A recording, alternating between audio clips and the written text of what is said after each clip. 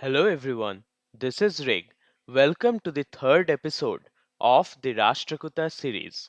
In this video, we will dive into the fascinating reign of Govinda III, one of the greatest emperors of the Rashtrakuta dynasty. This video explores the political brilliance, military conquest, and diplomatic strategies that defined his era. We will learn about his decisive victories over Nagabhata II and Dharmapala.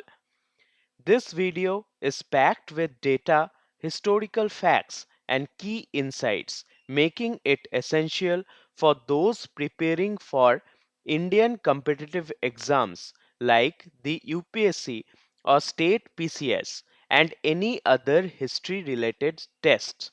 If you want to have a better understanding, please go through the first two videos in this series. So, without doing any delay, let's begin. Govinda III. Govinda III, 793 to 814 AD. Govinda III succeeded Dhruva in 793 AD, ruling the Rashtrakuta Empire until 814 AD. His succession faced resistance from Stambha, the governor of Gangavadi, supported by neighboring feudatories. Stambha led a revolt involving 12 kings against Govinda III's authority. Govinda III decisively defeated the coalition and captured Stambha, who was imprisoned. Despite the rebellion, Govinda III reinstated Stambha as the governor of Gangavadi, demonstrating his political acumen. Stambha remained loyal to Govinda III for the remainder of his life. Govinda III released Siva, a Ganga prince held prisoner by the Rashtrakutas. The release aimed to balance power but eventually created challenges as Siva allied with Stambha. Diplomatic strategies and control. Govinda III subdued Dantiga, the Pallava king, strengthening Rashtrakuta control over Vengi. Vishnuvardhana IV, ruler of Vengi and maternal grandfather of Govinda III, supported him and did not challenge his rule. By 795 AD, Govinda III had consolidated power and was acknowledged as the undisputed overlord of the Deccan. Regional rulers, including Shivamara and Stambha, were strategically managed to ensure loyalty and stability.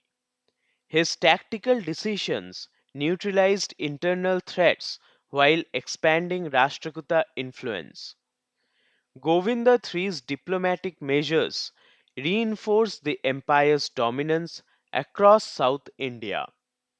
Stambha's revolt showcased Govinda III's ability to turn adversaries into allies, though calculated generosity. His authority over Vengi became a cornerstone of Rashtrakuta governance in the south.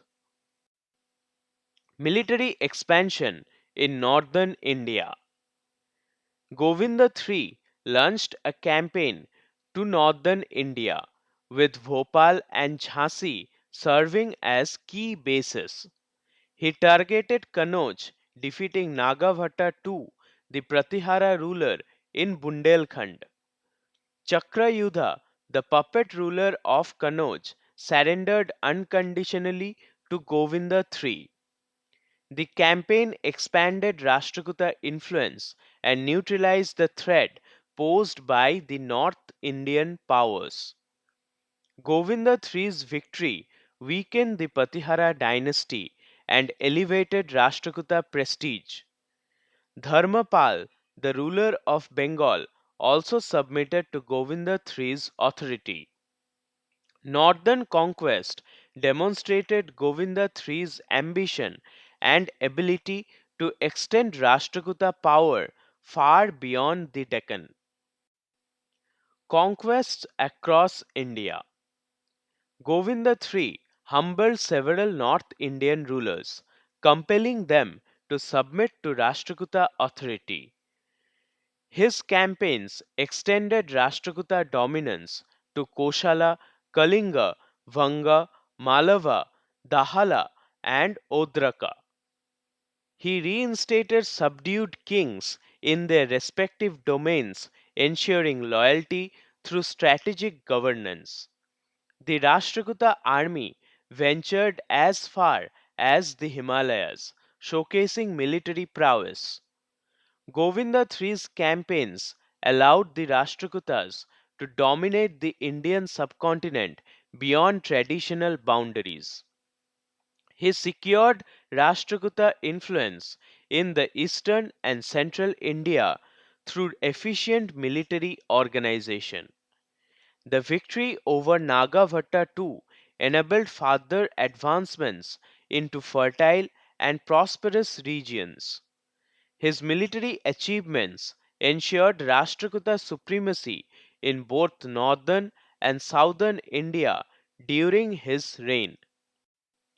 Legacy and achievements. Govinda III installed statues of himself and his minister in the Siva temple at Kanchi, commemorating his achievements. He subdued the Ceylonese king, instilling fear even in distant kingdoms. Rashtrakuta naval and military strength flourished under his reign, consolidating authority across land and sea. His leadership was marked by unparalleled courage, strategic foresight, and effective governance. Govinda III is celebrated for expanding the empire's boundaries from Kanauj to Cape Comorin. He established Rashtrakuta dominance over vassal kings in extreme southern regions. Scholars like Dr. A. S. Altekar hail Govinda III as the greatest Rashtrakuta emperor unmatched in competence. His victories symbolize the zenith of Rashtrakuta power and influence in India. Historiographical assessment. The timeline of Govinda III's northern expedition is debated, with most scholars agreeing on 806 AD. He expanded the Rashtrakuta Empire to its largest territorial extent during his reign.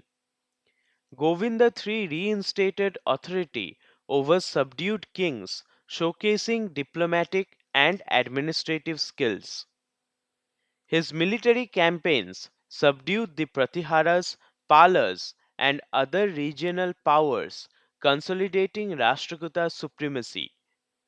Dharmapal, the Pala ruler, and other northern kings recognized Rashtrakuta dominance. The Rashtrakuta power reached its zenith during Govinda III's rule with unmatched influence across India. His governance emphasized military strength, territorial integration, and political acumen. So that was all about Govinda III and how the Rashtrakuta power reached its zenith under the strategic rule of Govinda III. These videos will be helpful to you if you are interested in history or if you are preparing for any kind of history related exam. Support me so that I can bring brighter contents in future. Thank you so much for all your love.